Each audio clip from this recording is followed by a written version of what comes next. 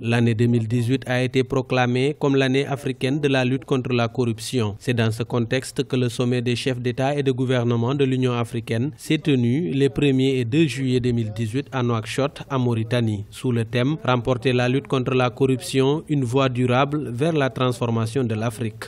Seulement 10 mois nous séparent du délai de 2020 fixé par les chefs d'État et de gouvernement pour faire taire les armes et débarrasser l'Afrique du fléau des conflits. La réalisation de cet objectif exige des efforts redoublés. Les circonstances et l'intérêt de l'Afrique appellent au dépassement de soi, au compromis et au sens de l'intérêt général. Les questions migratoires, la paix et la sécurité, les crises politiques et les questions économiques, notamment la zone de libre-échange continentale africaine, font partie des sujets abordés à Nouakchott par les dirigeants africains.